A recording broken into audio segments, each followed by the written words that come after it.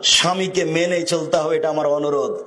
দেখুন, আপনার স্বামী আপনাকে গালি দেয় এ কথাই ঠিক, আপনার স্বামীর মুখ খারাপ এ কথাই ঠিক, এরপরে আপনাকে আমি মেনে নেওয়ার জন্য অনুরোধ জানাচ্ছি। আপনি সপ্তাহ সপ্তাহ তার সাথে কথা বলবেন না, মাস মাস তার সাথে কথা বলবেন না।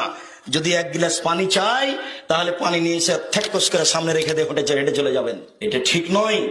আমি অনুরোধ করছি, তার মুখ খারাপ হলেও আপনি তাকে মেনেই চলেন, তার সাথে কথা বলেন, আপনি তার প্রতিবাদ করিয়েন না। ও গালি দেখ, ও মারুক, আপনি চুপ থাকেন, আপনি তার প্রতিবাদ করিয়েন না। সংসার ভালো হবে।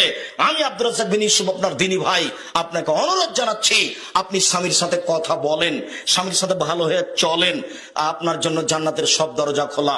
শেষ পর্যন্ত যদি আপনি মনে করেন যে আমার স্বামীর সাথে চলবেই না, তাহলে ঝুলন্ত না থেকে আপনি তাকে খোলা তালাক করে দেন। যে কোনো সময় যে কোনো মহিলা স্বামী থেকে পৃথক হয়ে যেতে পারে, চেয়ারম্যান মেম্বারের মাধ্যমে, দায়িত্বশীলের মাধ্যমে, কোর্টের কাজীর মাধ্যমে পৃথক হয়ে যেতে পারে, তার নাম খোলা তালাক।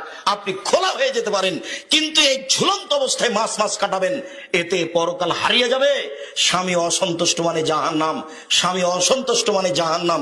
অতএব দিনী বোন, আপনার উপরে আমাদের পক্ষ থেকে বিনীত অনুরোধ, আপনার স্বামীকে মেনেই চলেন, কষ্ট হলেও খারাপ হলেও।